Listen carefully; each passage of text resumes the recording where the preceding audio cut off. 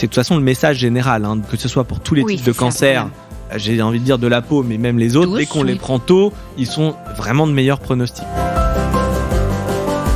Alors cette notion de bonne mine dont tu as parlé, c'est extrêmement intéressant et c'est extrêmement occidental aussi.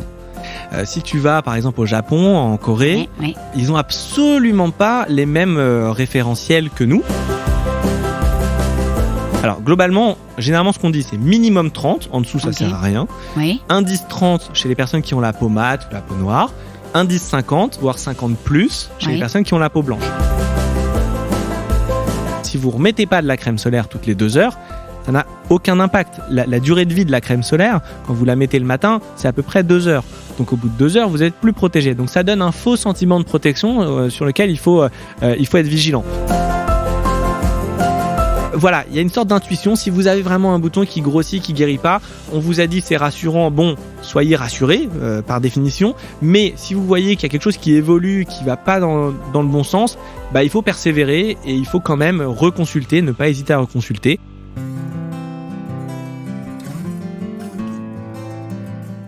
Bonjour, je suis Delphine Rémy et je vous accueille sur le podcast Naître princesse, devenir guerrière.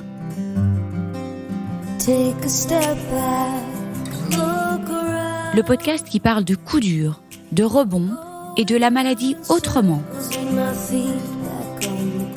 Vous entendrez ici des personnes inspirantes, des médecins, des experts, des philosophes qui j'espère vous feront du bien.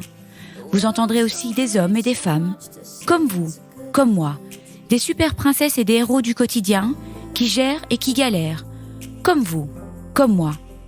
Ils s'écroulent parfois et ils se relèvent.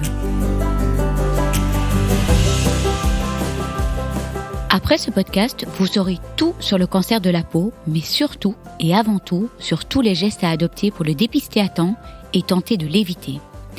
C'est vrai pour tous les cancers, un diagnostic précoce offre habituellement une meilleure prise en charge et un meilleur pronostic. Donc apprendre à surveiller les tout premiers symptômes de cancer cutané et éviter les facteurs de risque sont essentiels. Il n'y a pas un cancer de la peau, mais il y a plusieurs cancers de la peau et Dr Jérémy Lupu, dermatologue, nous expliquera bien la différence entre les mélanomes et les carcinomes. Il nous parlera des symptômes et aujourd'hui, nous avons envie de faire passer un message important. Celui de ne pas baisser sa garde et de ne pas négliger le potentiel létal de cette maladie au regard de ses statistiques de survie très encourageantes. Il faut rester vigilant et bien connaître sa peau pour sauver sa peau. Et je répète, le taux de survie est très encourageant. Rester vigilant, cela veut dire qu'il faut consulter un dermatologue 1 fois par an. Cela veut dire aussi connaître la fameuse méthode ABCDE et bien sûr protéger sa peau. Il nous parlera des facteurs de risque et comment protéger sa peau. Dans ce cadre-là, nous parlerons d'UV, de crème, de vêtements pour se protéger, de vitamine D, des bébés et le soleil, et de beaucoup d'idées reçues parce qu'il y en a un paquet et il était temps de remettre de l'ordre dans tout ça. Et nous avons aussi parlé de cet aspect très culturel de vouloir avoir bonne mine, d'avoir un teint hâlé pour se donner un petit coup au moral. C'était très intéressant. Jérémy a également parlé de la prise en charge des cancers de la peau. Bref, un épisode d'utilité publique, franchement, parce qu'on est tous concernés, à moins d'habiter au pôle Nord. Il y a tant de gestes si simples à adopter et j'avoue que je pensais savoir beaucoup de choses sur le sujet. Eh bien, j'en ai appris un paquet et je suis très heureuse de vous les transmettre grâce à cet échange hyper sympa, décontracté, instructif et hyper intéressant. Cet épisode est le dernier de la série enregistrée en partenariat avec La Roche-Posay et j'avais envie de remercier chaleureusement toutes les équipes de La Roche-Posay pour leur engagement. C'était un réel bonheur de travailler avec eux. Alors je répète juste, il y a eu le premier épisode qui était sur la cure thermale, une cure qui change la vie des gens, avec Julien Prince, le directeur du centre thermal La Roche-Posay. Nous avons tout appris sur cette fameuse eau magique qui soigne et qui apaise. Le deuxième épisode était prendre soin de notre peau fragilisée par les traitements anticancéreux avec Clémentine, la socio-esthéticienne du centre thermal La Roche-Posay. Un épisode tout doux qui offre plein de trucs et astuces pour prendre soin de soi et nous savons combien c'est important. Le troisième épisode, c'était prendre soin de ses cicatrices physiques et émotionnelles. Un épisode pépite avec Dr Sandrine Bolland, chirurgienne plasticienne, grande spécialiste de la cicatrisation, et Ingrid de Burge, kiné spécialisée en onco. De nouveau, un épisode qui concerne tout le monde, car notre peau est sans cesse sollicitée et on est dans un processus de cicatrisation quasi permanent. Le 4e épisode était avec Karine Larchet, figure emblématique du centre thermal La Roche-Posay. Elle nous a parlé de la beauté, de l'image de soi et de l'estime personnelle avant et après la maladie. Et je la cite, « Ce n'est pas superficiel de parler de la peau. Être mal dans sa peau, c'est être mal dans ses entrailles. » Je vous souhaite une excellente écoute et n'hésitez pas à partager cet épisode à vos ados et aux parents de jeunes enfants, car c'est dès le plus jeune âge qu'il faut adopter les bons gestes pour protéger sa peau. Prenez soin de vous et je vous souhaite une bonne écoute. Cet épisode de podcast nous est rendu possible grâce au généreux soutien de La Roche-Posay. Bonjour Jérémy. Bonjour. Merci 1000 fois d'avoir accepté de témoigner pour le podcast Naître princesse, devenir guerrière. Alors aujourd'hui, on va parler du cancer de la peau. Et c'est vrai que j'ai très peu traité du sujet. Mais j'aimerais qu'après ce podcast, le cancer de la peau n'a plus aucun secret, mais surtout tous les gestes à adopter, la prévention et remettre un peu d'ordre dans toutes les idées reçues. On entend parfois qu'on peut pas sortir entre midi et 4, les vêtements foncés, clairs, quelle crème. Enfin voilà, on a plein de choses à discuter. Mais avant tout, ouais, et j'ai quand même envie de dire une chose. Moi, j'ai 50 ans, enfin j'ai bientôt 50 ans. On est de cette génération monoï aux noix de coco sur la plage. On était fous, en fait. Donc, c'est vrai qu'on était complètement fous, probablement. On sait aujourd'hui les risques du soleil, que ce soit sur les cancers de la peau, sur le vieillissement. On connaît les dommages. On sait aussi que plus on est jeune et plus notre peau est fragile et plus on s'expose jeune, plus c'est dangereux pour la peau. Alors que c'est vrai qu'il y a il y avait une époque où plus le bébé était rouge ou plus l'enfant ou l'adolescent était bronzé, mieux c'était. Et donc on sait vraiment qu'avant 15 ans, les coups de soleil, c'est une véritable catastrophe sur le risque à long terme, notamment de cancer de la peau. Donc voilà, on a complètement changé grâce à différentes campagnes de prévention. Voilà, aujourd'hui, il y a des messages qui passent beaucoup mieux, mais on continue encore de voir des gens qui s'exposent au soleil, qui se croient protégés pour des raisons diverses. Et donc, c'est tout ça que j'aimerais qu'on arrive à déconstruire ensemble. Ben, j'aimerais bien qu'on revienne sur cette notion d'avoir ces coups de soleil si jeunes, parce que c'est vrai que c'est la première question qu'on nous pose quand on va voir un dermatologue. Est-ce que vous avez été beaucoup exposé au soleil si jeune? Donc, tu nous expliqueras. Et j'ai quand même envie de dire quelque chose. Finalement, donc, moi, j'ai eu un cancer du sein. On nous contrôle notre foie, notre poumon, mais on ne parle pas beaucoup de notre peau, en fait. Et donc, voilà, que tu nous dises exactement à partir de quel âge il faut aller voir un dermatologue chaque année. Alors, est-ce que tu peux d'abord te présenter et me dire pourquoi tu as choisi de faire la dermato? Bien sûr, donc moi je suis Jérémy Dupuis, donc je suis dermatologue. J'ai une spécialisation aussi en tant que cancérologue, enfin vraiment spécialisé dans la peau. J'ai travaillé assez longtemps à l'Institut Gustave Roussy, qui est le premier centre de lutte européen contre le cancer, notamment dans la prise en charge du mélanome, qui est le cancer de la peau qui est le plus grave. J'ai donc cet attrait pour la cancérologie qui est arrivé assez tôt, justement à l'Institut Gustave Roussy, où j'ai fait mes premières armes en tant qu'étudiant jeune dermato. Et je suis tombé en fait amoureux d'abord de l'hôpital, ensuite du service et de l'équipe avec qui j'ai travaillé, qui m'a donné envie de faire effectivement d'une part de la dermato, mais surtout de la cancéro-dermato, qui est une surspécialité, qui attire pas forcément tous les dermatologues. Il y a des dermatologues qui préfèrent faire de la dermato pédiatrique, la dermatologie inflammatoire en fait, ou esthétique, exactement. Et moi, j'ai cet attrait-là qui vient effectivement de ce service et du professeur Caroline Robert, qui est la chef de service. Donc c'est là que tu as démarré en fait. C'est là que j'ai démarré. Exactement. C'est là que j'ai démarré en tant que dermato. Avant, j'avais fait des études. On a 6 ans de médecine générale avant de choisir sa spécialité. J'ai fait beaucoup de choses et je suis passé à l'hôpital Henri Mondor à Créteil. Il y a un grand service de dermatologie avec aussi une équipe géniale qui m'a donné envie d'abord de faire de la dermato. Puis ensuite, je suis tombé dans la dermato onco ou la dermato-cancérologie. Voilà. Et donc là, tu traites les cancers, mais aussi des cicatrices suite à des opérations. Absolument. Voilà, alors, si tu nous expliques un petit peu tout ce que tu fais. Oui, tout à fait. Alors, moi maintenant, je travaille en fait plutôt plus en ville qu'à l'hôpital, donc je suis installé dans un cabinet, donc je fais toute la dermato, surtout du dépistage, des cancers de la peau, mais aussi tout un tas d'autres choses. Et parmi les autres choses qu'on nous demande et les choses qui commencent à être de plus en plus connues, c'est vraiment la prise en charge des cicatrices. Alors, on parle parfois des cicatrices d'acné, mais il y a aussi les cicatrices post-opératoires, quelles qu'elles soient. Cicatrices de césarienne, cicatrices post-cancer, évidemment, post-mastectomie, même les cicatrices de chirurgie plastique ou esthétique. Souvent, en fait, les chirurgiens ou les patients ne savent pas qu'on peut prendre en charge et accompagner la cicatrisation. Et ça, on peut le faire avec des lasers qui vont permettre, en fait, à la peau de cicatriser. Et ça peut être fait tout de suite après l'ablation des fils. Souvent, les patients ont tendance à dire il faut que j'attende un petit peu, que ça soit cicatrisé. Mais non, en fait, il y a des lasers qui accompagnent la cicatrisation. Ça, c'est pas souvent connu. Et donc, on en fait ici au cabinet aussi. Donc, c'est extrêmement vaste et très polyvalent comme activité. Tu me demandais pourquoi j'ai choisi la dermato, et moi ce que j'aime aussi dans la dermato, c'est qu'en fait c'est notre carte d'identité.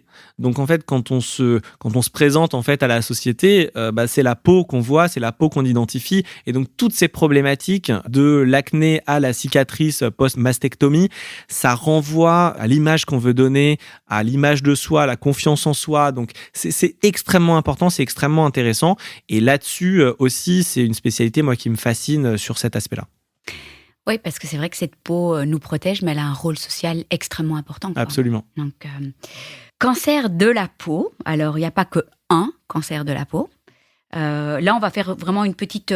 juste parler de... Il n'y a pas que un cancer de la peau, diagnostic précoce, et puis les symptômes. Donc, vraiment une petite intro, et puis on va vraiment rentrer dans chaque sujet. Alors, effectivement, il n'y a pas un seul cancer de la peau. Alors souvent, quand on est interrogé par les journalistes ou quand on va faire des médias un peu grand public, on va dire le cancer de la peau pour généraliser, mais il y en a plusieurs. Il y a 2 grandes familles, pour faire simple. Il y a le mélanome, qui est le cancer de la peau qui est moins fréquent mais plus grave, c'est celui qui peut donner des métastases, qui peut engager le pronostic vital. Et il y a une autre famille qu'on appelle des carcinomes. Il y a les carcinomes basocellulaires, les carcinomes épidermoïdes, qui généralement restent localisés et peuvent être traités assez facilement par de la chirurgie. Dans certains cas, notamment pour les carcinomes épidermoïdes, on peut aussi avoir un risque métastatique, mais voilà, c'est 2 grandes familles. Et la chose vraiment importante à savoir, c'est que ces 2 types de cancers de la peau sont directement liés, donc dans plus de 80% des cas, à l'exposition au soleil. Et les basocellulaires, tu dis, ils ne métastasent quasi jamais, ou jamais. Exactement, jamais. Alors, faut jamais dire jamais en médecine parce qu'il y a quelques cas dans la littérature. Mais globalement, voilà, les carcinomes basocellulaires, globalement, pour faire très simple, c'est des petits cancers de la peau qui ressemblent à des boutons, qui guérissent pas et qui évoluent extrêmement lentement sur des zones qui sont habituellement très exposées au soleil. Alors, le nez, le dos des mains, les oreilles, le visage de manière générale, le décolleté aussi chez les femmes. Et donc, ces zones-là exposées au soleil, elles vont accumuler tout un tas d'UV et ça va induire tout un tas de mutations dans les cellules de la peau qui vont donner à terme ces carcinomes qui généralement apparaissent plutôt après 50-60 ans. Et alors là, chirurgie.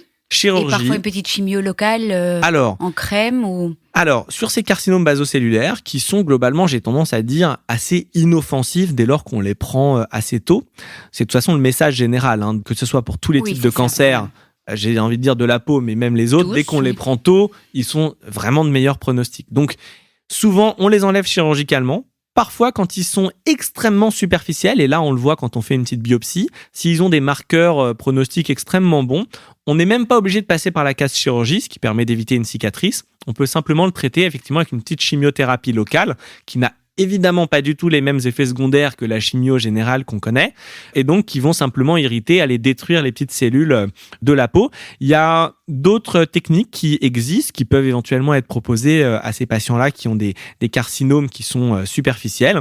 On peut mettre les patients sous des sortes de lampes. Alors vous avez peut-être entendu parler des lampes LED. Eh bien là, on fait ce qu'on appelle de la photothérapie dynamique. En fait, on va exposer le petit cancer de la peau à de la lumière très intense et on tue le mal par le mal, entre guillemets. Le mal, le cancer est venu par les UV. Là, en fait, on va délivrer une lumière qui est assez proche des UV globalement et qui va aller détruire les cellules cancéreuses de la peau. Bref, globalement, c'est chirurgie en première intention pour ces carcinomes. Et puis après, il y a des alternatives quand on est dans le cadre où on n'a pas envie de faire d'intervention chirurgicale. Et est-ce que c'est juste parce que j'avais l'impression que ça revenait régulièrement en fait, donc il faut les traiter plusieurs fois. Est-ce que c'est juste ou c'est une idée reçue ça ? Non, en fait c'est le cancer de la peau le plus fréquent. Donc c'est extrêmement fréquent, ça touche les personnes qui ont plutôt la peau claire, avec une exposition solaire qui a été importante pendant toute la vie. Et en fait dès lors que tu fais un cancer de la peau, un carcinome, basocellulaire en l'occurrence, tu as beaucoup plus de risques d'en faire un deuxième. Donc dès qu'on l'a enlevé chirurgicalement, comme dans tous les cancers, on va aller l'analyser en anatomopathologie, on va regarder les tissus, on va vérifier que tout le cancer est enlevé. Dès lors que tout est enlevé, il n'y a aucun risque qu'il revienne. Ce qu'on dit aux patients, c'est fini, c'est terminé. En revanche, ce qui n'est pas terminé, c'est la surveillance, parce que vous en avez fait un, donc vous êtes à risque d'en refaire un deuxième, et donc il faut aller chez le dermato minimum une fois par an pour vérifier qu'il n'y en a pas d'autres qui poussent. Mais effectivement, dès lors que tu commences à en avoir un, tu as un risque d'en avoir d'autres qui risquent de pousser dans les zones exposées au soleil. Donc, c'est pour ça que en ce sens, c'est pas le même qui revient, mais ça peut être un autre qui pousse à côté. Mais c'est fou que ça s'appelle finalement un cancer de la peau, parce que ça fait finalement peur, alors que ça se traite très bien. Alors là, tu mets le doigt sur quelque chose d'extrêmement important. Ce mot cancer, il a une connotation. Parce qu'on pense à mélanome, évidemment, quand on pense à cancer. On pense à chimio, on pense à métastase, on pense à des choses très graves, alors que ce cancer, finalement, à la base, en fait, le cancer ou la tumeur, ça aussi, c'est très connoté, ça fait peur ce mot-là, mais finalement, ça veut juste dire prolifération de cellules. Ça ne prédit pas son caractère très péjoratif ou dangereux pour la vie, avec des traitements, etc. Ouais. Et d'ailleurs, quand tu regardes tous les cancers de la peau, quels qu'ils soient, dans plus de 80-90% des cas, en fait, on les guérit par une simple chirurgie. Et donc, bien sûr, le mot cancer va faire peur, mais on a vraiment tout un éventail de situations. Et la plupart des situations, fort heureusement, c'est des situations qui ont des très bons pronostics, où on enlève le cancer de la peau et on en guérit. Et derrière, il y a besoin juste d'une surveillance. Mais c'est pour ça que le dépistage est aussi important. Donc le carcinome basocellulaire, c'est, pour finir, le plus fréquent, le moins grave, et celui qu'on arrive à traiter avec une simple intervention chirurgicale, la plupart du temps. Alors, tu vois, j'avais toute une petite trame, mais finalement, on est en train de sauter. Déjà, c'est parfait. Puisqu'on est là et qu'on parle des différents types de cancers, donc le mélanome, on entend que c'est pas le bon cancer de la peau. S'il est pris très tôt, finalement, il se soigne bien. Exactement, c'est 80%. Alors, pour les carcinomes, on est plus entre 90 et 100% de guérison quand ils sont opérés. Pour les mélanomes, on va être un petit peu plus prudent.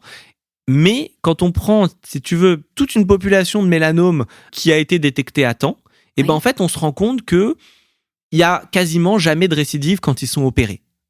Évidemment, ça dépend du stade, ça dépend de plein de choses. Mais quand ils sont dépistés précocement, il y a 80% d'entre eux qui vont être guéris, donc on n'en entendra plus jamais parler. Et ce que je dis souvent aux patients, c'est une alerte. C'est une alerte pour vous, comme dans le cas des cancers du sein, quand on a une tumeur ou quelque chose qui potentiellement peut devenir un peu méchante, le chirurgien va dire « Ok, je vous l'ai enlevé, normalement on n'en entendra plus parler ».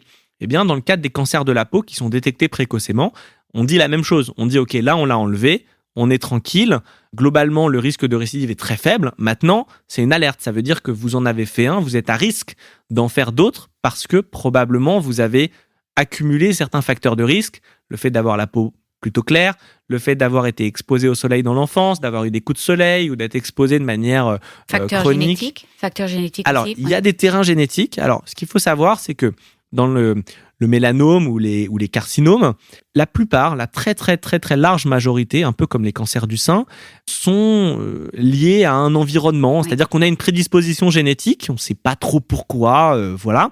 Et on rencontre un environnement défavorable qui fait que le cancer se produit. En l'occurrence, dans les cancers de la peau, je suis prédisposé, génétiquement, j'ai la peau qui est plutôt claire, j'ai peut-être des gènes qui prédisposent à avoir ce type de cancer, et puis j'ai eu un mode de vie, j'ai été beaucoup exposé, j'ai rencontré beaucoup le soleil, et tout ça, ce mariage, entre guillemets, entre la génétique et l'environnement, avec le soleil notamment, fait que le cancer va se développer. Parfois, c'est moins de 10% des cas, moins de 5% des cas. On a des familles entières qui ont des cancers de la peau. C'est comme la génétique dans le cancer du sein, en fait. Absolument. Exactement, presque les mêmes nombres, quoi. C'est exactement pareil. Et dès lors que tout comme le cancer du sein, on va avoir dans la famille des apparentés proches au premier degré, le papa, la maman, le frère, la sœur, qui vont avoir un cancer de la peau. À ce moment-là, s'il y a plus de 2 cas dans la famille, on va chercher et chercher. Maintenant, contrairement au cancer du sein, nous, on n'a pas de traitement préventif. C'est pas parce que on m'a détecté un gène de prédisposition que finalement, je vais avoir droit à un traitement particulier. La seule chose, c'est la vigilance. Je vais consulter un dermato régulièrement pour vérifier qu'il n'y a pas eu de cancer. Alors parfois, on a des patients qui nous disent « Ah oui, mais moi, ma grand-mère, elle a eu un cancer de la peau à 80 ans. » Voilà. Mais là, on est dans le cadre de l'environnement, du vieillissement cellulaire et des cancers de la peau qui arrivent. C'est vraiment pas pareil si on a la maman, par exemple, qui à 25 ans a eu un cancer de la peau et que moi-même j'ai un cancer de la peau. Là, à ce moment-là, oui, on va chercher un facteur génétique parce que c'est pas tout à fait dans l'ordre des choses. Par contre, quelqu'un de 80 ans qui a un cancer de la peau, je me souviens quand on était étudiant en médecine, on nous disait cancer de la prostate chez les hommes. Si on a 80 ans, c'est 80% de chance. Si on a 90 ans, c'est 90% parce que forcément, le vieillissement, des cellules, en gros, alors c'est pas exactement les mêmes chiffres, mais c'est à peu près pareil dans le cancer de la peau. À 80 ans, 90 ans, parfois 100 ans, c'est quasiment certain qu'on va détecter un petit cancer de la peau, mais c'est lié au vieillissement physiologique de la peau et l'accumulation de soleil accumulée pendant toute la vie. Donc voilà, on va chercher le terrain génétique vraiment dans des familles qui ont plusieurs cas et lorsque c'est des cas qui sont jeunes. Alors, je vais te poser une question. Parfois, je me dis, mes questions sont peut-être un peu idiotes, mais il se voit toujours, finalement, ce cancer de la peau. Après, il y a des zones qui ne sont pas tellement exposées, mais est-ce qu'il se voit quasi toujours? Ou alors, il y a des petits névus aussi dans l'œil, ça se voit pas? Comment, on va parler de cette fameuse méthode ABCDE, c'est juste, Tout à fait. Évolution. Est-ce qu'on voit toujours un cancer de la peau? Alors nous, on a cette chance-là en dermato, c'est que la peau, c'est le seul organe qui est entièrement visible. Effectivement, le sein, le poumon, le tube digestif, en fait, on peut pas le surveiller tous les jours, c'est pas possible, ou alors il faudrait faire des scanners ou des mammos tout le temps. Là, la peau, effectivement, c'est absolument visible. Mais, je vais te poser une question bête, est-ce que tu connais ton dos ? Non, mais justement, le dos, c'était dans une de mes questions. Comment on fait avec le dos, quoi? Le dos, c'est une zone généralement qu'on surveille pas. Ça peut être un conjoint, ou ça peut être des soignants, des masseuses qui voient quelque chose, quoi. Mais absolument. Le diagnostic, il se fait souvent par le patient lui-même ou par les proches du patient. L'accès au dermato est parfois un peu difficile, mais j'ai envie de dire aux patients, le dépistage du cancer de la peau, des cancers de la peau, il est individuel ou familial ou voire même professionnel parce qu'on peut avoir, c'est arrivé des centaines de fois, des coiffeurs qui vont noter des choses et c'est un motif de consultation extrêmement fréquent et heureusement, c'est pas toujours des cancers de la peau, des fois c'est des choses tout à fait bénignes, mais mon coiffeur il m'a dit que j'avais ça, mon masseur, mon kiné. C'est souvent des trucs derrière, en fait. Bien sûr, c'est des choses qu'on voit pas. Oui. Il faut savoir que les cancers de la peau, souvent, on l'a dit, ils sont sur les zones exposées au soleil, le dos des mains, le visage, le cou, la nuque. Mais parfois, en fait, il peut aussi se localiser dans des endroits qu'on voit moins et bizarrement qui sont aussi moins exposés au soleil. On va regarder le dos, on va regarder les plantes des pieds. Alors là, tu vas me dire, c'est pas du tout exposé au soleil, mais parfois, on peut avoir des cancers de la peau qui, eux, sont pas liés directement à l'exposition au soleil, qui vont se nicher dans ces zones-là. Il peut aussi y avoir des cancers de la peau, c'est beaucoup plus rare, mais ça existe au niveau des muqueuses. Alors là, on est sur une zone pas du tout théoriquement exposée au soleil, mais qui parfois peut avoir, pour des raisons ou pour une autre, l'apparition de cancers de la peau sur ces zones-là. Je t'avoue que j'étais un peu étonnée que ma dermato me dise je vais vérifier l'arrêt des fesses. En fait, je me suis dit, oula, c'est quoi? Oui, mais donc tout vérifier en fait. C'est vrai qu'elle a vérifié entre les orteils, elle a tout vérifié, quoi. Exactement. Et alors, il y a eu une histoire, non? Je pense d'un jeune qui a eu un mélanome. Ça arrive. Ça représente un extrêmement faible pourcentage des cancers de la peau. Mais effectivement, on peut avoir les muqueuses, on peut avoir les plantes des pieds, on peut avoir effectivement aussi, on a des cellules mélanocytaires dans l'œil qui font le pigment en fait. Et dans la bouche aussi? Dans la bouche, pareil, dans les oreilles. Enfin bref, toutes les muqueuses sont présentes, en fait, l'intérieur des muqueuses présente des cellules similaires à celles de la peau. Donc en fait, quand on parle de la peau, on parle à la fois de la peau, mais aussi de l'intérieur, c'est-à-dire en fait des muqueuses, celles qui sont accessibles en fait à la peau, qui ont la même composition plus ou moins que la peau. On parle aussi des ongles. Ah ouais. Parce qu'on peut avoir effectivement les cellules en fait de l'ongle sont des cellules aussi constitutives de la peau. On parle des phanères, le terme scientifique. Et ben là-dessus, on peut aussi avoir des cancers de la peau. Donc voilà, tout ça, c'est des choses qui sont assez rares, mais qui nécessitent en fait, quand on va chez le dermato, de se faire examiner effectivement de la tête aux pieds. Maintenant, dans le cercle familial, dans le cercle amical, j'ai envie de dire, ce qu'on dit souvent aux patients, c'est en ce moment, on prend tout en photo. On va dans un resto, on prend son plat en photo, on prend toute sa vie en photo. Et ben, prenez le temps, dans votre appareil photo, dans votre smartphone, d'avoir une photo de votre dos. Du dos, évidemment. Ce qui permet en fait derrière, quand vous allez chez le dermatologue, si jamais il voit un truc bizarre dans votre dos et qu'il va vous dire, mais attendez, quelle est l'ancienneté de ce grain de beauté ? Est-ce que vous pouvez me dire s'il était là il y a 1 an ou 2 ? Bah tac, vous avez votre petite photo et vous pouvez dire, ah bah oui, il était là ou pas. Parce que mais on en reparlera dans le dépistage. Ça coûte rien en plus, quoi. C'est vraiment facile. C'est extrêmement facile et ça fait partie du dépistage. J'ai plus les chiffres en tête, mais probablement plus de la moitié des cancers de la peau sont diagnostiqués par le patient ou son entourage. Donc en fait, le premier vecteur d'alerte, comme dans tous les cancers, on a un cancer du sein probablement pareil, mais c'est soi-même. Donc il faut s'éduquer. On a probablement ça dans les cancers du sein où on apprend aux patientes l'autopalpation. Il y a des campagnes de dépistage, on apprend à le faire. Dans les cancers de la peau, en dermatologie, on a un peu moins cette habitude-là de connaître sa peau, de surveiller sa peau, de demander à ses amis, son conjoint, sa famille, de regarder un petit peu s'il n'y a pas des choses bizarres dans le dos. Alors, évidemment, on n'est pas tous dermatologues, donc on n'a pas tous les compétences pour diagnostiquer telle ou telle chose. Mais dès lors qu'il y a, on va dire, quelque chose qui guérit pas, qui change, ouais, c'est qui change, c'est surtout ça. Qui change. Dans le cadre du mélanome, c'est souvent quelque chose qui ressemble à un grain de beauté, qui est marron. Ça, c'est cette fameuse... Tu peux nous expliquer la fameuse méthode, mais je la mettrai sur la page du site et je la mettrai aussi sur Instagram, sur les différents réseaux, parce qu'on entend ce ABCDE, bon, it stands for what, toutes les lettres, et je mettrai un dessin, quoi, pour qu'on voit à quoi ça ressemble, en fait. Bien sûr.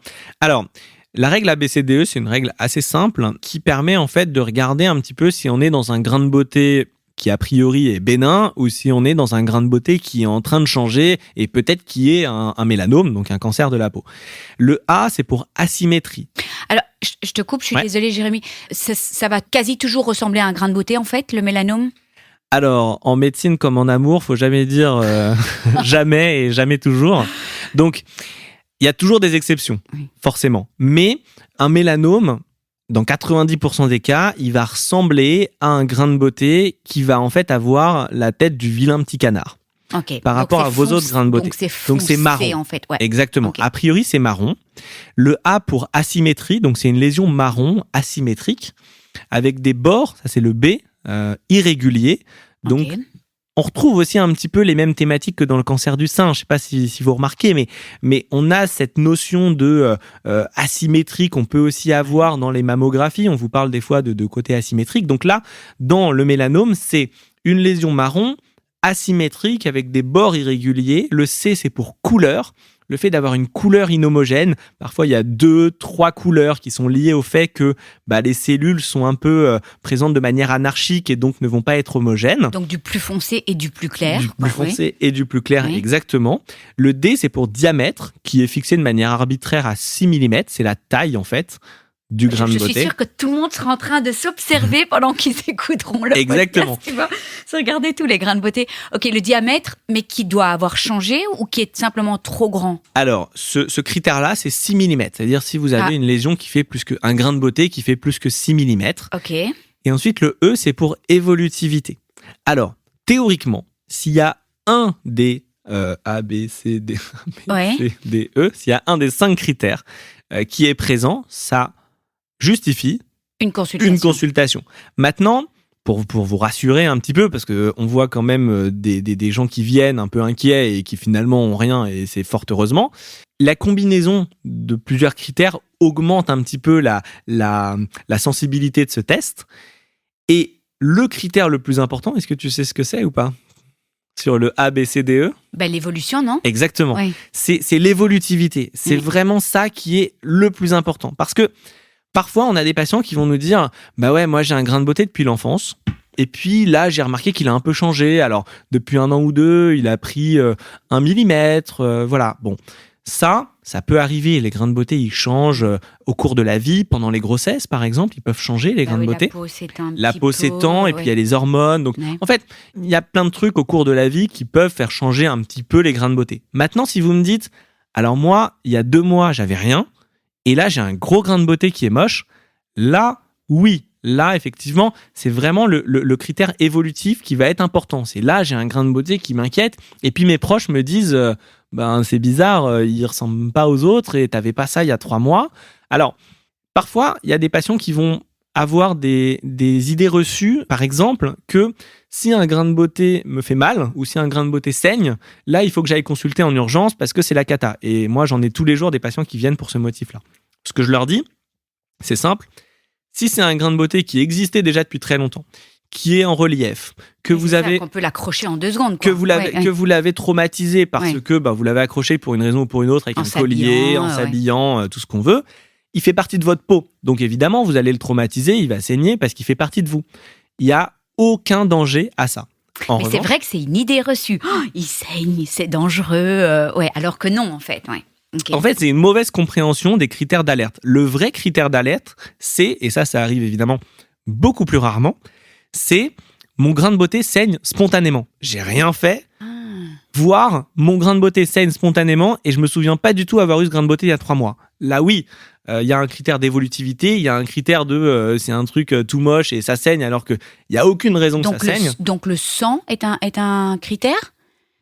En fait, le fait qu'il saigne, ça peut arriver, mais déjà quand on est dans un stade déjà très avancé en fait de la maladie, parce que je t'ai dit le mélanome souvent il ressemble à un grain de beauté, donc a priori il est plutôt plat, exactement. Dans certains cas, quand on le laisse évoluer assez longtemps, il peut former une boule et cette boule, elle va avoir beaucoup de vaisseaux et être très vascularisée et du coup saigner. Mais tu vois, on n'est pas du tout dans la même situation que j'ai écorché mon grain de beauté. Donc vraiment, c'est une mauvaise compréhension un peu générale parce qu'on l'a probablement mal expliqué. Mais c'est bien qu'ils remettent de l'ordre là-dedans, quoi, parce que ça peut inquiéter les gens. Exactement. Donc il faut être prudent, il ne faut pas hésiter à se faire dépister, à consulter, si on peut ou si on a le moindre doute. Maintenant, il y a effectivement ces idées reçues-là qui ne nécessitent pas habituellement de consultation, d'autant que votre grain de beauté est traumatisé, parce que souvent vous prenez un rendez-vous en urgence, mais si vous attendez quelques jours, en fait ça va cicatriser et la peau va redevenir normale. Donc, c'est d'autant plus, là on est encore sur le critère d'évolutivité, quelque chose qui guérit ou qui revient à la normale, c'est super rassurant, versus... Effectivement, on peut dire, d'accord, un grain de beauté qui s'est traumatisé, et puis là, il triple de taille, et puis il se met à saigner tout seul. Donc voilà, là, on est clairement sur la pente un peu plus descendante, et on se dit, il y a quelque chose qui ne va pas. Donc, vraiment, le critère d'évolutivité est important. Si vous traumatisez un grain de beauté, c'est pas grave. Un grain de beauté qui gratte n'est pas un grain de beauté qui est dangereux. Ça aussi, on me le demande souvent. Ça fait pas partie des critères. Un grain de beauté qui fait mal, c'est rare et ça fait pas non plus partie habituellement des critères. Quand il est en relief, il peut faire mal à cause d'un collier qui... Exactement, on en revient sur le critère traumatisé du grain de beauté ancien qu'on connaît depuis très longtemps. Je crois que tu avais parlé d'une tache blanche aussi, d'un grain de beauté. Oui, tout à fait. Alors, parfois, on a un phénomène... blanc autour. Tout à fait. On a un halo tout autour du grain de beauté, et ça parfois ça inquiète les patients, c'est un truc qui vient un peu du jour au lendemain, où on a une dépigmentation autour du grain de beauté, voire parfois un grain de beauté qui est carrément effacé et qui est remplacé par une tache blanche, complètement blanche. Je me suis posé la question, on a sur les jambes en fait, et je me suis demandé ce que c'était tous ces points. On a des points blancs en fait. Oui. Mais ça c'est quoi? Alors il y a un ancien point de beauté. Il y a 2 choses différentes. Oui. Parfois on a des petites taches blanches. Oui. Qui sont souvent le signe d'une exposition au soleil. Voilà, donc c'est la conséquence. Ça fait partie de ce qu'on appelle l'héliodermie. En fait, si tu regardes la peau, par exemple... Ça veut dire qu'il n'y a plus assez de mélanine, c'est ça qu'on dit à cet endroit-là, en fait. Exactement, parce qu'en fait, le soleil a abîmé la peau, et donc dans les dégâts que cause le soleil, en fait, accumulés, on a parfois des petites taches de rousseur, et puis on a l'inverse, on a des petits points blancs. Ça, c'est des tout petits points blancs, je pense que c'est ça dont tu parles. Oui. Tout petits points blancs millimétriques assez multiples, qui sont simplement le reflet, en fait, d'une exposition au soleil. Toi, tu as la peau claire, donc par définition, tu fais partie des gens qui ont un capital soleil qui est très faible, et du coup, la peau est abîmée par le soleil. Ça fait partie des dégâts liés au soleil, ce qu'on appelle l'héliodermie. Mais pas du tout dangereux, quoi. Pas du tout dangereux, absolument pas. Après, il peut se passer une autre chose qui est un petit peu plus rare, c'est vraiment ce que je dis, c'est tu as un grain de beauté, donc la petite tache marron fait quelques millimètres, elle existe, et puis pouf, elle est remplacée par une tache blanche, un petit peu comme, tu connais cette maladie qui s'appelle le vitiligo, qui est la dépigmentation de la peau. Et bien en fait, c'est le même principe, c'est le système immunitaire, donc l'organisme, qui va détecter le grain de beauté en disant « mais lui, je le prends pour cible ». Et il le dégomme, en fait, il l'efface. Il le voit comme quelque chose de cancéreux, Il le voit comme quelque chose de cancéreux, alors qu'il ne l'est pas. Ça veut simplement dire qu'on a un système immunitaire. En fait, quand les patients ont ça, je leur dis en fait, c'est très bien. Ça veut dire que votre système immunitaire, il est au taquet. Oui. Et si un jour, je vous le souhaite pas, vous avez un cancer de la peau, vous pouvez compter sur votre système immunitaire pour engager la bataille. Parce qu'il y a un champ extraordinaire dans la cancérologie, toute la cancérologie, et qui a commencé par la cancérologie de la peau, qui est le traitement par immunothérapie. Tu sais que dans certains traitements, et ça a commencé avec le mélanome, notamment avec les recherches et les travaux qui ont été réalisés par le professeur Caroline Robert à l'Institut Gustave Roussy, eh bien, cette immunothérapie va avoir un rôle essentiel dans le traitement du cancer, parce qu'au bout d'un moment, quelque cancer que ce soit, il finit par endormir le système immunitaire, parce que tu sais que ton système immunitaire, au départ, quand il va voir le cancer, il va le reconnaître comme étranger et il va aller se bagarrer contre lui.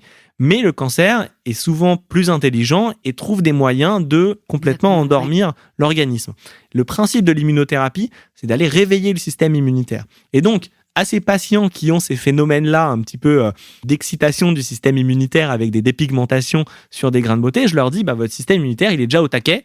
Si un jour, malheureusement, vous avez besoin d'avoir de l'immunothérapie, ça va faire qu'exacerber la force de votre système immunitaire pour aller combattre le cancer. Parce que ça, c'est quelque chose d'extrêmement important et d'extrêmement intéressant. On parle d'immunothérapie, on parle de vaccination contre le cancer. Tout ça, c'est un champ extrêmement important qui vient du fait qu'on a compris que le système immunitaire, il avait un rôle primordial dans la lutte contre le cancer. Et donc, vous pouvez avoir un cancer. Il y a d'ailleurs des personnes qui ont miraculeusement été guéries de cancer sans avoir eu absolument aucun traitement. Ça fait partie des miracles de la science. On se dit que c'est peut-être leur système immunitaire qui a fait le job d'une manière ou d'une autre. Voilà. Et donc, nous, dans les traitements qu'on va utiliser dans le cadre de cancer avancé, cancer de la peau, mais il y a d'autres types de cancers, ça va être de réveiller, de restimuler le système immunitaire. Donc l'immuno est vraiment le traitement de choix. Révolutionnaire là maintenant. Et donc c'est pour ça que maintenant, je comprends un peu mieux, donc parce que j'ai fait un podcast sur l'immuno et le triple négatif, que les personnes sous immuno développaient pas mal de réactions de la peau. Absolument. Voilà, en fait, de rash et tout à fait. Voilà, c'est ça. Et ils peuvent même développer des vitiligos, donc vraiment des dépigmentations de la peau, qui est liée au fait que le système immunitaire, il va aller se bagarrer contre le cancer, mais il va pas tellement distinguer le cancer, et puis parfois il va aller se bagarrer contre nos propres cellules, et donc ça peut être les cellules de la peau, et donc ça peut être la mélanine qui est contenue dans la peau, et donc il va aller se bagarrer contre les cellules qui produisent la mélanine et créer des dépigmentations. Donc effectivement, l'immunothérapie. Et c'est ce qu'on donne pour des mélanomes qui ont métastasé ? Exactement, c'est ce qu'on va donner pour les mélanomes. Immuno alors ? Alors, en fait, dans le mélanome, en 10-15 ans, il y a eu vraiment une révolution avec cette immunothérapie.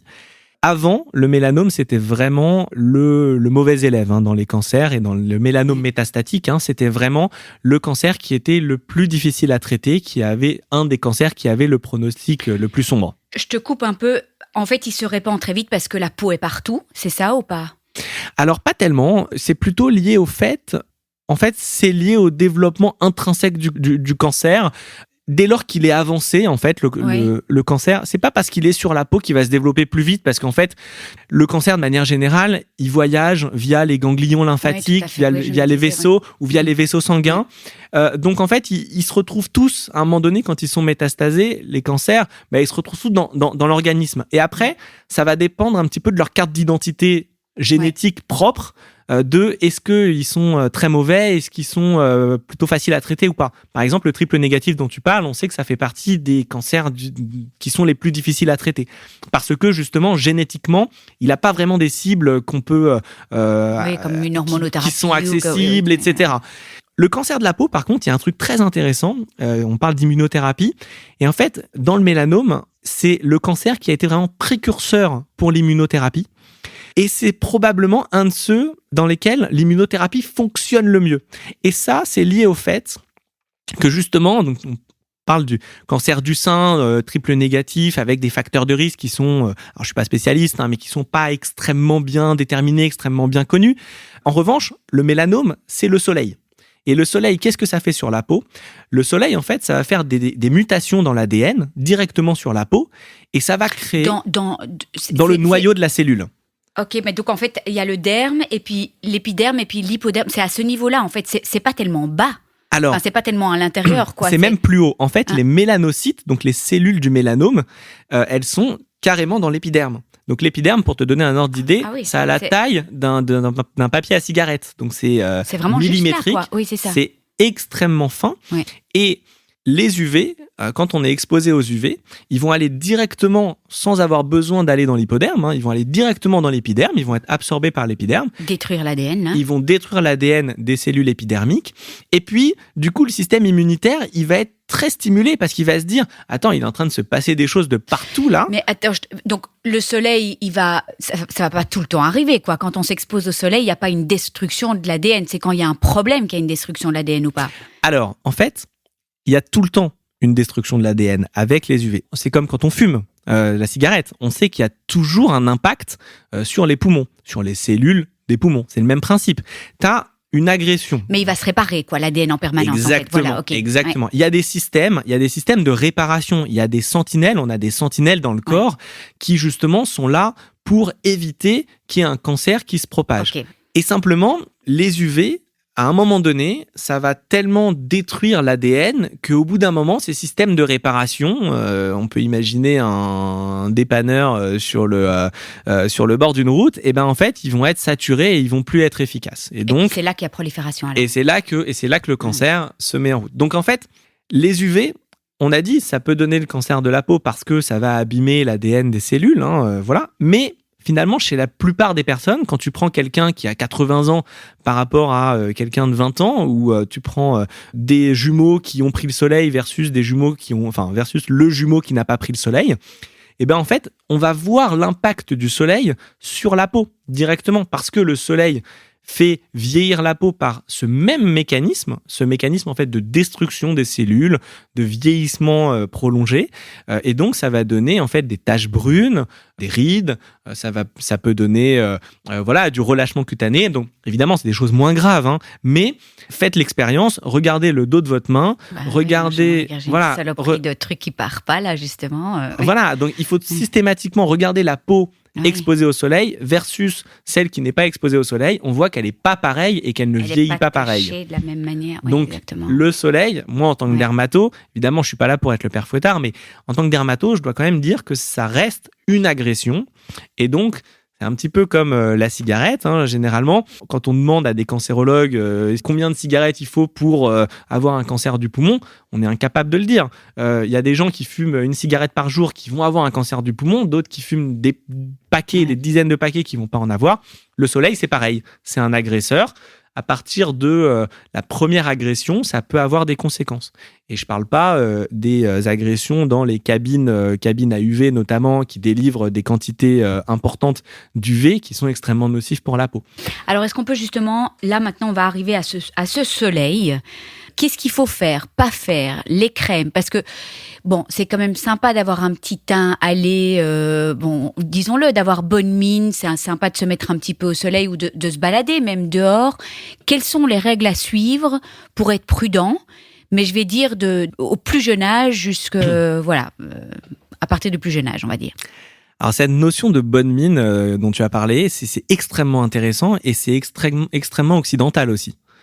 Si tu vas par exemple au Japon, en Corée, ils ont absolument pas les mêmes référentiels que nous, à savoir que pour eux, une peau bronzée, ça signifie en fait que tu travailles dans les champs, et donc ça signifie que tu as un niveau social plutôt bas, socio-économique plutôt bas. Alors que nous, c'est plutôt l'inverse. Quand on dit t'as bonne mine, t'as envie d'être en forme, de paraître. T'as tout cet imaginaire-là de j'ai bonne mine, je suis en forme, je suis bien dans ma peau, je suis à un niveau social. Tu te sens effectivement mieux avec ta tête d'été que d'hiver, quoi. Donc il y a bien rien sûr, à faire. Mais c'est culturel. C'est ça, hein, c'est culturel. C'est Parce que intéressant dans les pays asiatiques, bien sûr, dans les pays asiatiques, c'est le contraire.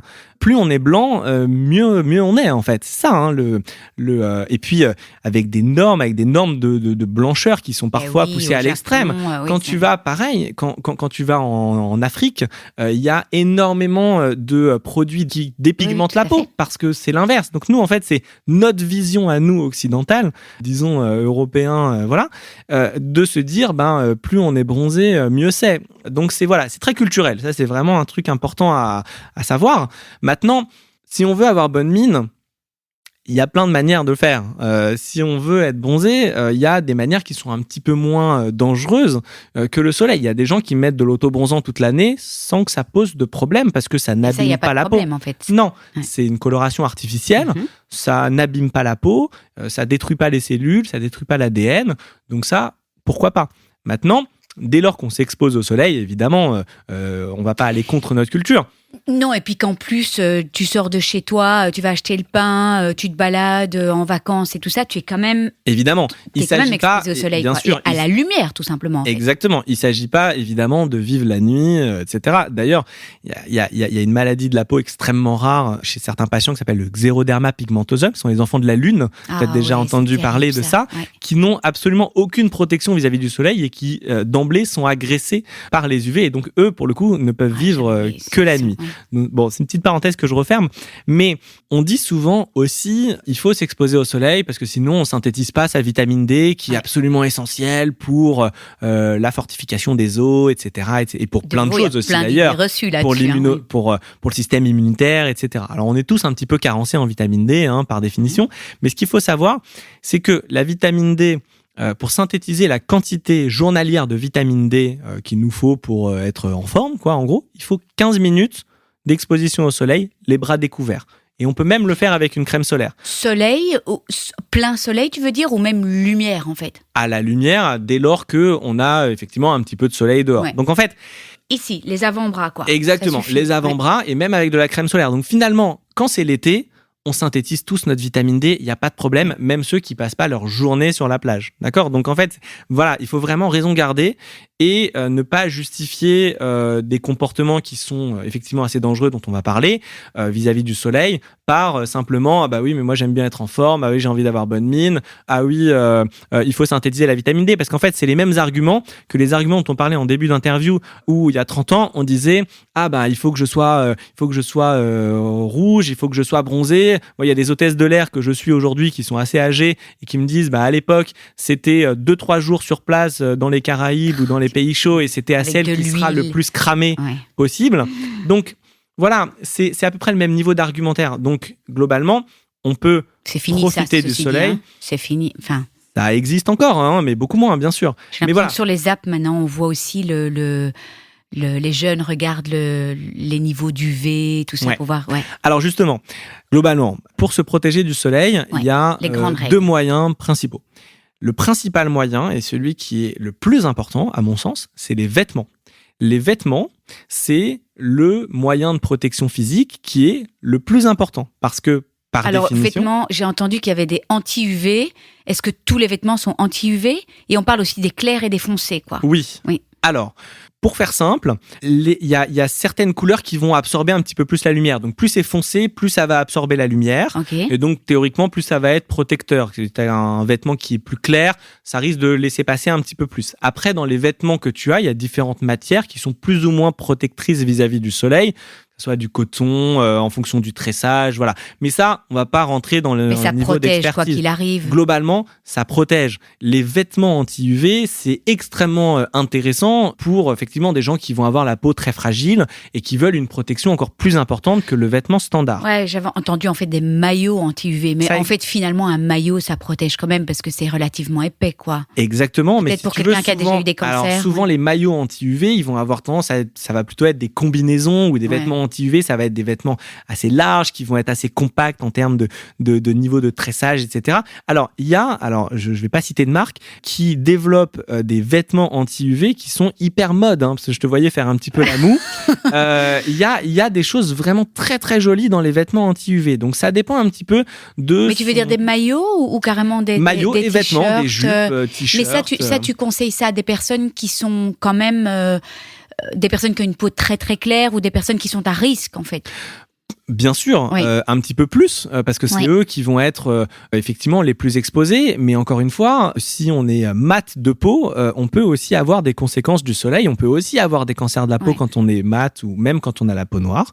Et donc, il faut se protéger du soleil. Les vêtements standards, ça reste une excellente protection. Les vêtements anti-UV, c'est un niveau au-dessus. Donc, chacun après fera son choix. Mais globalement, si vous êtes en randonnée, par exemple, eh ben, il faut essayer de privilégier, si on peut, des vêtements qui soient assez longs, type Bermuda, pantalon, ça dépend de la température, bien sûr. Couvrir ses bras. Et de couvrir les bras. Et randonner en montagne. Parce que, je vais vous expliquer pourquoi. Parce qu'en fait, le vêtement, c'est quelque chose qui vous protège dès lors que vous le mettez. L'autre protection dont on a parlé, c'est la crème solaire. Alors là, la crème solaire, c'est un vaste sujet. Et c'est un sujet en plus qui divise, qui est très à la mode, qui est très marketing, donc il y a à boire et à manger là-dedans. Donc, la crème solaire, pour simplifier les choses, la crème solaire, il faut en mettre systématiquement, de manière régulière, c'est-à-dire toutes les 2 heures dès lors qu'on est exposé au soleil. Et donc, peu importe l'indice, en fait, il faut toujours un 50, quoi, minimum. Globalement, généralement, ce qu'on dit, c'est minimum 30, en dessous, ça sert à rien. Oui. Indice 30 chez les personnes qui ont la peau mate ou la peau noire.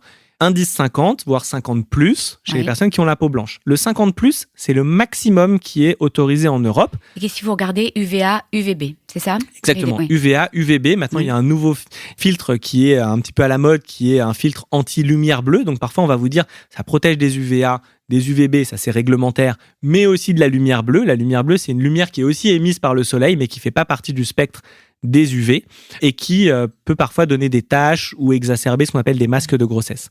Mais en tout cas, il faut la mettre donc avec un bon indice, donc 50, généralement 50 c'est vraiment bien. Et en fait, il faut la mettre à une bonne fréquence parce que là, il y a un phénomène de mode en ce moment que je vois chez les jeunes et chez beaucoup de monde d'ailleurs via les réseaux sociaux, c'est ah oui mais moi docteur, je mets tout le temps de la crème solaire, je la mets tous les matins. Super, mais vous la mettez tous les matins, très bien, mais après vous faites quoi? Vous allez au bureau, vous allez dans le métro, et puis après si vous allez prendre un café en terrasse, vous êtes plus protégé. Le but en fait... quand on la met dans la crème de jour en fait le matin. Ça sert, à mon sens, ça ne sert pas à grand chose. Oui. C'est marketing, tous les labos le font, voilà, mais à mon sens, si vous remettez pas, si vous n'avez pas un petit tube de crème solaire dès lors que vous êtes exposé, qu'il fait beau, que vous allez en terrasse, etc. Si vous remettez pas de la crème solaire toutes les 2 heures, ça n'a aucun impact. La durée de vie de la crème solaire, quand vous la mettez le matin, c'est à peu près 2 heures. Donc au bout de 2 heures, vous êtes plus protégé. Donc ça donne un faux sentiment de protection sur lequel il faut être vigilant. Ensuite, quand on parle de crème solaire, il y a la fréquence, on l'a dit, mais il y a aussi la quantité. C'est-à-dire que théoriquement, un tube de crème solaire, ça doit pas vous tenir tout un été. Oui, alors, ça fait toujours rigoler parce que même moi en tant que dermatologue, et puis j'ai des enfants, j'ai du mal à respecter ces commandements parce que en théorie, un individu de poids et de corpulence moyenne, enfin de taille et de corpulence moyenne, il faudrait mettre en théorie 6 à 8 cuillères à café de crème solaire par application. En termes de quantité, ça équivaut à un petit verre à shot intégralement par application, là, en fait, sur tout le corps. Exactement. Donc en fait, le problème, c'est quoi avec la crème solaire? Le problème, c'est que on n'en met pas suffisamment. Mais ceci dit, c'est surtout le visage, quoi, si on est couvert. Donc le visage, c'est le dos des mains, ça, c'est vraiment le visage, le dos des mains, évidemment. Le décolleté, la nuque, toutes les zones découvertes. Et dès lors qu'on va effectivement être exposé au soleil, par exemple, on va sur la plage ou on est à la terrasse d'un café, il faut remettre de la crème solaire. J'en profite aussi pour dire que les UV passent les vitres. Ouais, vous savez dans ça. la voiture. Donc dans la voiture, on est exposé au soleil. Donc en fait, il y a une exposition un petit peu cumulée comme ça, à laquelle il faut faire attention. Généralement, ce qu'on va conseiller aussi, c'est des mesures un peu de bon sens vis-à-vis de son mode de vie et de son risque vis-à-vis du soleil. C'est par exemple de plutôt privilégier l'ombre, de pas chercher à faire l'écrevisse sur la plage, d'éviter l'exposition au soleil ou d'éviter le soleil direct entre 11h et 16h, parce que c'est les heures où l'indice UV est le plus important. Et on peut mettre un chapeau aussi, quoi. Alors, ça fait partie de la protection physique. Oui. Alors, moi, je dis souvent casquette, lunettes, chapeau, les bords larges, et puis les vêtements. Ça, c'est une protection parce que ça, vous savez que dès lors que vous les mettez, vous êtes normalement protégé. Chez les hommes qui ont une calvitie débutante, derrière, quand on les voit à 60, 70, 80 ans, on voit qu'il y a un champ de petites kératoses qu'on appelle, des choses qui vont évoluer vers des cancers de la peau, qui se développent, qui sont des sortes de petites croûtes sur le cuir chevelu, qui se développent. Et puis chez les femmes, le décolleté, le dos des mains. Donc ça, il faut pas hésiter à se protéger sur le plan physique avec des vêtements, sur le plan chimique avec de la crème solaire et à adopter les bonnes mesures quand on est en vacances, à la plage ou autre. En fait, il faut vivre quand on n'est pas forcément habitué au soleil. Alors toi, tu viens de Belgique, moi je suis de Paris, on n'a pas le soleil tous les jours malheureusement, mais quand on va dans le sud de la France, où il fait beau, où il fait chaud, il faut pas se dire allez, c'est une semaine pour bronzer, parce que là vous courez à la catastrophe. Et en fait, quand vous regardez les habitants du sud, généralement, ils sont beaucoup plus protégés en fait. Ouais. Ils sont beaucoup plus protégés parce qu'ils vivent avec le soleil de manière constante. Et d'ailleurs, c'est pas dans le sud de la France où il y a le plus de cancers de la peau. J'allais te le demander en fait, c'est dans quel pays en fait qu'il y a le plus de cancers de la peau? Alors, J'allais dire évidemment les pays du Sud, quoi. Le pays où il y a le plus de cancer de la peau, où le cancer de la peau est un fléau, c'est l'Australie. Parce que en Australie, ils ont un climat qui est ils ont un indice UV qui est extrêmement élevé. Ils sont pile en dessous du trou de la couche d'ozone. Donc en plus, ils absorbent un taux d'UV qui est énorme. C'est une population évidemment qui est ils sont tout le temps dehors. Qui sont déjà tout le temps dehors, mais qui sont de phototypes, c'est-à-dire de type de peau extrêmement clair. C'est des colons, voilà. Donc, c'est des gens qui ont une peau extrêmement claire, avec un soleil et un indice UV qui tape de manière extrêmement forte. Et en France, on parlait du sud de la France, mais la région où il y a le plus de cancer de la peau, c'est la Bretagne. Oui. Parce que dès qu'il y a du soleil, dès qu'il y a du soleil, et surtout, pas nécessairement dès qu'il y a du soleil, c'est qu'en fait, c'est assez trompeur parce que quand il y a des nuages, le soleil passe. Ouais. Quand on est en Bretagne, pour peu qu'on fasse des activités, on a l'impression qu'on aille en bateau, tu vois, à la pêche, etc. La réverbération de l'eau aussi, j'allais te demander. Bien ça sûr. Aussi, c'est quand même. Bien sûr. Donc en fait, le soleil, il est là tout le temps et il faut s'en protéger. Et donc, on me demande souvent, est-ce qu'il faut mettre de la crème solaire toute l'année ? Ça, c'est pas obligatoire, mais vraiment, faut vraiment retenir que la crème solaire, c'est dans les moments où vous êtes exposé au soleil. Dès lors que vous êtes en Bretagne et que vous prévoyez de faire un petit tour en bateau, il faut absolument prendre la crème solaire, le chapeau, les lunettes, etc. Parce qu'on peut avoir finalement une journée tout à fait voilée et puis de revenir complètement cramé. C'est ça. Voilà. C'est ça. Et ça, c'est le grand piège. Ouais. Voilà. Donc, crème solaire, pas nécessairement tous les jours. Il faut, Mais si on a déjà, tu dis ça sert pas à grand chose, mais si on a déjà dans la crème de jour et qu'on marche pour aller au boulot, c'est déjà pas mal. On est déjà c'est protégé. déjà pas mal. Voilà. Si t'es dans les 2 heures après la crème solaire, c'est OK. Ouais. Il y a autre chose aussi. Il y a une idée reçue qui est extrêmement répandue. Je crois que dans un sondage, c'était plus de 70% des Français qui pensaient ça, qui disaient, OK, en fait, quand je suis bronzé, j'ai plus besoin de crème solaire. Ah ouais. Ça, c'est faux. Ça, c'est faux parce que le bronzage n'est pas du tout une protection, n'est pas une protection efficace vis-à-vis du soleil. Donc, en fait, quand on est bronzé, on a toujours besoin de crème solaire et il faut toujours l'utiliser. Et enfin, la dernière chose dans la prévention, et tu m'as interrogé là-dessus aussi, c'est les enfants. Oui. Les enfants, pourquoi est-ce qu'ils sont plus fragiles que les autres ? On sait que on a une petite protection naturelle vis-à-vis des UV. Et cette protection, elle augmente plus on a la peau foncée. Cette protection, ça s'appelle la mélanine. La mélanine, c'est le pigment de la peau, qui en gros fait une sorte de parasol au soleil, d'accord ? Et à nos cellules, donc qui protège un petit peu nos cellules. Plus on en a de mélanine, donc plus on est foncé, plus on est noir de peau, plus on est protégé des UV. Eh bien, les bébés, quoi, ils ont les bébés, donc avant 3 ans, exposition au soleil, c'est interdit. Ça veut dire que leur système pigmentaire qui va se constituer au fur et à mesure des années, il est complètement immature à cet âge-là. Et de manière générale, avant 15 ans, le système pigmentaire, il n'est pas mature. Ça veut dire que ta protection naturelle vis-à-vis des UV, elle est proche de zéro. C'est pour ça que les tout bébés, quand ils sont dans la poussette, etc., c'est zéro soleil, toujours à l'ombre, pas question de les exposer. Du coup, pas question de leur mettre de la crème solaire non plus. D'accord ? Avant 2 ans, quand on est petit bébé. Bon Ouais, il n'y a pas de crème solaire chez les tout petits bébés, contrairement à certains éléments marketing c'est ça que tu vois aux États-Unis, toutes les crèmes pour les bébés et tout ça. Mais bon, finalement, l'enfant qui joue dehors dans un parc 1 an et demi, qu'est-ce qu'on fait alors pour son chapeau Exactement, c'est la protection physique, la protection vestimentaire. Donc il y a, alors par exemple sur la plage, il existe des combinaisons anti-UV qui vont couvrir tous les bras, le haut du cou, partout, les jambes jusqu'à très bas, ce qui permet en fait d'éviter de leur mettre la crème solaire.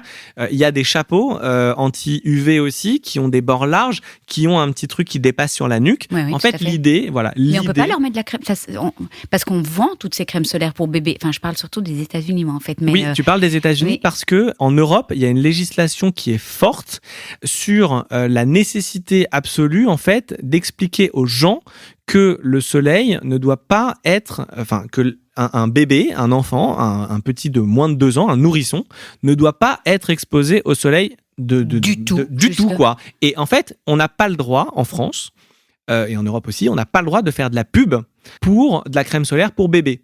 Et c'est régulièrement fait. C'est régulièrement fait en disant pour les tout petits bébés, on a cette super crème solaire, elle est géniale. Non, c'est interdit, c'est pas de soleil parce qu'on l'a dit, la crème solaire, c'est en fait, alors, d'une part, il y a le côté filtre chimique, etc., qui est pas forcément très bon pour la peau des tout bébés. Et d'autre part, il y a le fait que, on l'a dit, on n'en met pas suffisamment, on n'en met pas bien, on n'en met pas suffisamment régulièrement. Donc, le petit bébé, il va quand même se recevoir des UV.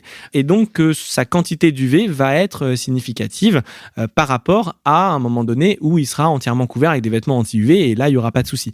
Après, bien sûr. Ça fait un petit peu peur quand même. Parce que moi, j'habitais à côté du Mexique avec les jeunes enfants. Ils étaient à la plage et tout ça. Et je me dis, c'est bien ton message, mais c'est vrai qu'il ne faut pas tomber non plus dans la... Alors, il ne faut pas tomber dans l'excès et bien sûr, il ne faut pas tomber dans la paranoïa, mais globalement. Mais maintenant, on est beaucoup plus, plus informés.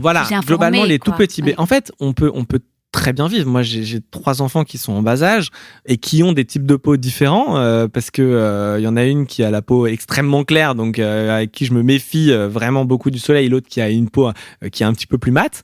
Mais en tout cas, il faut vivre en fait avec ce risque vis-à-vis du soleil. Il faut pas être complètement parano avec.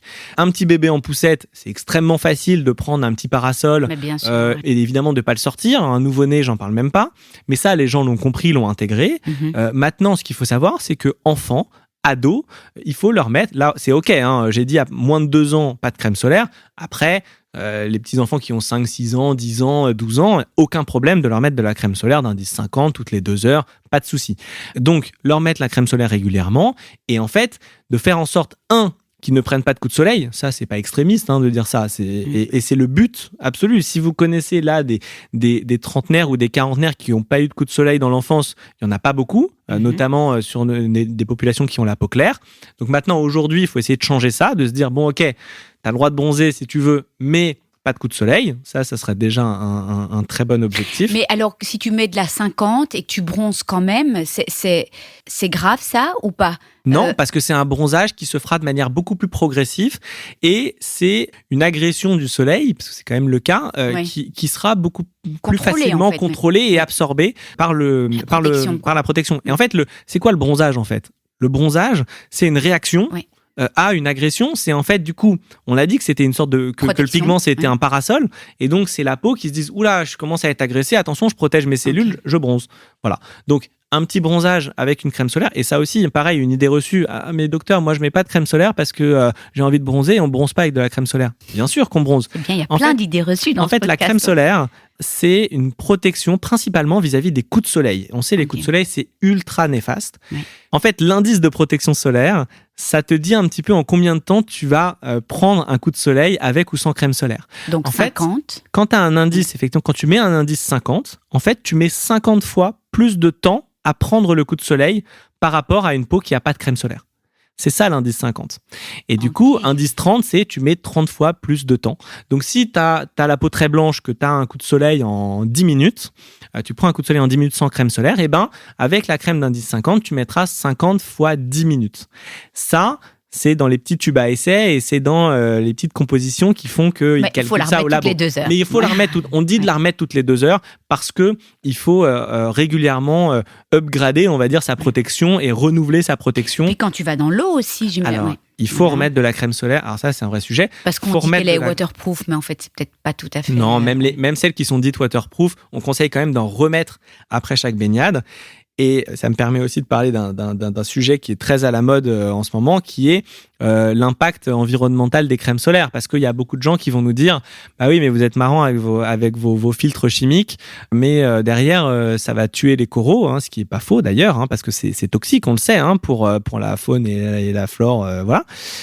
Mais on sait bien que c'est toxique pour l'environnement. Maintenant, ce qu'il faut savoir, c'est que d'une part, dans les crèmes solaires, les nouvelles crèmes solaires, les laboratoires font énormément d'efforts pour avoir des composés qui sont beaucoup plus éco-friendly, qui sont beaucoup moins toxiques pour l'environnement. Et puis, si vraiment vous êtes très consciencieux et que vous n'avez pas envie de mettre de la crème solaire et de risquer d'en mettre dans les océans, investissez dans un maillot anti-UV, comme ça on est tranquille. Tu dis que c'est toxique pour l'environnement, mais finalement, et pour nous, toutes ces crèmes, c'est pas... il n'y a pas de danger quand même pour A priori, non. Alors l'application locale, nous en dermato on utilise beaucoup de crème pour que ça passe dans le sang, pour que ça aille vraiment dans l'organisme. C'est un extrêmement faible pourcentage quand tu mets une crème sur la peau, quelle qu'elle soit, qui va passer dans la circulation sanguine. C'est extrêmement faible. Donc l'impact sur l'organisme de ces filtres, il est relativement faible. Maintenant, il y a toujours des filtres qui sont un petit peu... on nous met en garde contre certains filtres et qui sont retirés du marché parce qu'ils sont perturbateurs endocriniens, par exemple, ou parce qu'ils sont allergisants, des choses comme ça. Maintenant, pareil, faut pas tomber dans la parano, attention au soleil, faut plus sortir, etc. Faut pas tomber non plus dans la parano, tout est acheté dans les crèmes solaires. C'est pas du tout le cas.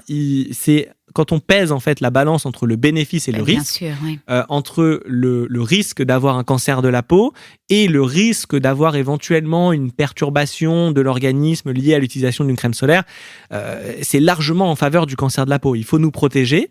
Mais maintenant, encore une fois, si vous suivez de manière régulière, si vous vivez un petit peu quand vous allez dans le sud, comme quelqu'un qui habite dans le sud, ils vont pas se remettre toutes les 2 heures de la crème solaire, les gens du sud. Ils vont pas forcément aller à la plage entre midi et 2. Ils vont plutôt y aller le soir, plutôt le matin. Et puis ils vont se protéger avec des vêtements. Ils vont se protéger avec des vêtements. Ils vont, quand ils seront en terrasse, être plutôt à l'ombre. Enfin voilà, c'est globalement, on peut de toute façon pas vivre avec le soleil, surtout quand on a la peau claire, avec une consommation entre guillemets toxique de crème solaire. Donc finalement, le message, il est équilibré. C'est vraiment à consommer avec modération. Mais c'est tous des petits gestes, en fait. Finalement, quand on marche à Paris, moi, je me dis, est-ce que je vais marcher du côté soleil ou du côté ombre ? En fait, c'est vraiment une discipline, quoi. Exactement. Une hygiène de vie. Mais là, je vois le temps qui passe et je trouve que c'est le bonheur de parler avec des médecins qui... Bon, vous le voyez pas, mais il a des étoiles dans les yeux. Enfin, vous l'entendez. C'est vraiment hyper passionnant. Je pense qu'on a couvert quasi tout. Je regarde ma petite fiche. Je pense qu'on n'a pas tellement parlé des traitements, mais finalement, chimio, rayons, immuno. Bon, je sais qu'il y a des rayons aussi. C'est pas trop le sujet. Le sujet, c'était vraiment la prévention et tous les gestes à adopter.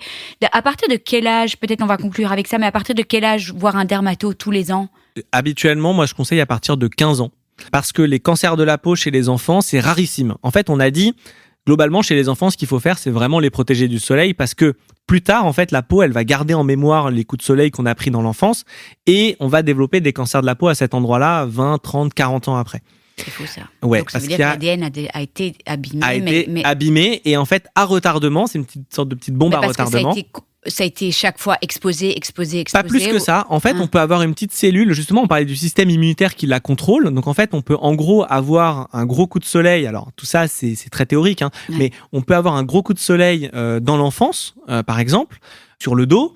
Et puis, on a une petite cellule qui est un peu commence à être un peu malade. Et puis, en fait, au fur et à mesure du temps, pas forcément au fur et à mesure des expositions au soleil, mais au fur et à mesure du temps, le système immunitaire, les sentinelles dont on parlait, qui contrôlaient cette cellule, finissent par se fatiguer. Oui, ou et tu puis, peux être dans une période où ton immunité est hyper basse. Exactement, il y a le stress, la fatigue, voilà. Donc, en fait, avant 15 ans, c'est protection solaire absolue. Après 15 ans, à ce moment-là, on peut commencer effectivement le dépistage. Les cancers de la peau, il faut quand même rassurer les gens. Les cancers de la peau, c'est plutôt quelque chose qui arrive chez les personnes un peu plus âgées. On a dit les carcinomes, c'est les plus fréquents et c'est ceux qui sont liés directement à tout le soleil qu'on aura reçu pendant toute la vie. Mais effectivement, ça peut toucher aussi, comme le cancer du sein, ça peut toucher les adultes jeunes. Ça peut arriver. Donc, disons, à partir de 15 ans, voilà, c'est bien de voir un dermato quand on peut en voir, parce qu'il y a une difficulté d'accès aux soins. Voilà, je pense qu'on va clôturer par ça, parce que j'ai pas réussi à prendre un rendez-vous avec mon dermato. J'ai un rendez-vous dans 8 mois. Je ne prends pas de nouveaux patients. Voilà, j'ai rendez-vous dans 8 mois. Bon, ben, qu'est-ce que tu dis par rapport à ça ? On peut déjà faire de la téléconsultation, en fait, finalement. Oui, alors, effectivement, comme je l'ai dit tout à l'heure, vraiment un des messages clés, c'est vraiment le patient doit être maître de sa peau et doit surveiller sa peau et tout citoyen en fait doit regarder sa peau pour éventuellement détecter quelque chose qui va pas. Ça c'est le premier rempart. Le deuxième, ça peut être le médecin traitant, même si on commence aussi à avoir une pénurie de docteurs traitants, de docteurs généralistes. Donc le docteur généraliste, lui, il va pouvoir aussi orienter un peu plus facilement vers le dermatologue. Parfois s'il y a une urgence quoi déjà. S'il y a une urgence, mais aussi parfois via de la téléconsultation ou de la téléexpertise, ça se fait beaucoup et ça permet un petit peu de compenser la pénurie en fait de spécialistes. Parce que toi, si tu vois vraiment une photo d'un truc qui paraît louche, tu peux tout de suite repérer quoi. Tout à fait. Ouais. Après, évidemment, c'est pas aussi bien que de voir les patients en vrai, mais bien sûr, la téléexpertise, c'est quelque chose d'avenir, hein, et surtout la dermato, ça s'y prête énormément. Et d'ailleurs, il y a énormément d'entreprises, de start-up. Il y a toutes ces apps. Tu trouves ça bien, toutes ces apps qui, c'est de l'intelligence artificielle, j'imagine aussi, qui repèrent des. Tu y crois, tous ces trucs-là ? Il y a vraiment des bonnes apps ? Donc on prend une photo, c'est ça. Ouais, on prend une photo d'un grain de beauté. Mais en fait, ça sensibilise en fait quelque part. Exactement. Voilà. Alors, tu as tout à fait raison. Ça sensibilise. Ça en est qu'au début. Après, moi, ce que je dis souvent quand on m'interroge là-dessus, c'est que c'est aussi un métier de savoir repérer lequel prendre en photo. Parce que vous pouvez avoir un grain de beauté qui vous inquiète et puis en fait, vous le prenez en photo. Nous, on va dire c'est rien, mais dans le dos, vous avez un truc qui va nous inquiéter nous sans vous inquiéter vous. Enfin, voilà, donc c'est aussi un métier de repérer celui qui doit être expertisé, on va dire. Donc ça, par exemple, le médecin généraliste, lui, il a des connaissances basiques en dermato et il peut un petit peu faire la part des choses. Et ensuite, envoyer en téléexpertise. Après, il y a tout un tas de filets avec des professionnels qui peuvent faire du dépistage aussi. Maintenant, le problème, en tout cas aujourd'hui en France, sur l'accès aux soins et l'accès aux médecins, c'est un problème structurel lié au nombre de médecins qui est insuffisant aujourd'hui. On est un peu dans le creux de la vague. On sait que ça va repartir, mais effectivement, l'intelligence artificielle, les téléexpertises, enfin, il y a plein de choses qui essayent d'aller un petit peu dans le sens de combler ce manque. Oui, mais rassure-moi, s'il y a vraiment une urgence, on trouvera toujours quand même un dermato pour... J'espère, bien sûr, j'espère. Non, mais évidemment. Et puis, nous, on reçoit... assez souvent aussi des collègues urgentistes, parce que les patients vont aux urgences. Ça, c'est aussi un problème aussi. C'est que parfois, ça engorge, entre guillemets, les urgences pour quelque chose qui n'est pas aigu, qui nécessite une consultation de ville. Mais voilà, on est très, très, très souvent sollicité, et notamment en tant que dermato avec les photos, on est très, très souvent sollicité. Maintenant, bien sûr, s'il y a une urgence, et évidemment, on trouvera toujours quelqu'un. Et surtout, il ne faut pas... Si on a un doute soi-même, et ça, c'est, il y a quelque chose de... Souvent, les patients... De l'ordre de l'intuition. De l'ordre de l'intuition, exactement. Souvent, alors, des fois, il y a des intuitions fausses, mais souvent, moi, j'ai travaillé longtemps avec Gustave Roussy, et donc, je voyais des patients, ils me racontaient leurs histoires, et puis souvent, et c'est la même chose dans tous les cancers, j'imagine, mais souvent, les patients disent, mais je suis allé voir il m'a dit que c'était rien... Et bon, moi, je sentais vraiment qu'il y avait un truc qui allait pas, donc je suis allé voir un deuxième. Bon, il s'agit pas de promouvoir le tourisme médical, évidemment non. Mais voilà, il y a une sorte d'intuition. Si vous avez vraiment un bouton qui grossit, qui guérit pas, on vous a dit c'est rassurant. Bon, soyez rassurés par définition. Mais si vous voyez qu'il y a quelque chose qui évolue, qui va pas dans le bon sens, il faut persévérer et il faut quand même reconsulter, ne pas hésiter à reconsulter. Ouais, la chirurgienne que j'ai interviewée là pour le podcast sur la cicatrisation, elle disait que si les personnes disaient mais est-ce que c'est normal ? C'est que déjà, ils avaient repéré que c'était pas normal. Donc, tout à fait. Écoute, c'est passionnant. C'est très long comme podcast, mais... Je suis désolé, je parle beaucoup. Non, mais c'est super passionnant. Et là, vraiment, il n'y a plus aucun secret par rapport au cancer de la peau. Est-ce que tu as envie de... Comment tu as envie de conclure ce podcast ? On a tout dit, hein, mais voilà, c'est toujours la question piège à la fin du podcast. Moi, j'ai envie de conclure en te remerciant vraiment parce que je trouve que ces initiatives, elles sont extrêmement importantes de sensibilisation, de prévention. Je sais que c'est quelque chose qui te tient beaucoup à cœur et moi aussi. Et donc, merci pour ça. Et puis, en fait, je pense qu'en étant effectivement assez nombreux à être sensibilisés, plus on est sensibilisé, plus on est fort et plus on dépiste et plus on détecte. Et encore une fois, plus on détecte tôt, plus on soigne. Voilà, donc voilà, merci à toi. Merci Jérémy. Je vous remercie de tout cœur de nous avoir écoutés. N'oubliez pas de vous abonner si vous désirez recevoir les notifications des prochains épisodes. Et puis si vous avez apprécié cet épisode, ça me ferait vraiment très plaisir que vous me laissiez une bonne note, 5 étoiles, comme à l'école, et peut-être même un commentaire ou un partage sur les réseaux sociaux, parce que c'est grâce à vos commentaires, à vos étoiles, vos partages, que le podcast pourra aider plus de monde encore, et c'est tout ce que je souhaite. Donner ou redonner espoir, ce serait les coups tous ensemble, partager nos joies, nos peines et célébrer toutes nos petites victoires. Si vous aussi vous désirez partager votre histoire, n'hésitez pas à m'envoyer une petite vidéo témoignage de 5 à 10 minutes avec les thématiques que vous souhaitez aborder. Tout est expliqué sur le site internet cancerjegère.blog. Je vous embrasse tous très fort. Prenez bien soin de vous et je me réjouis de vous retrouver la semaine prochaine.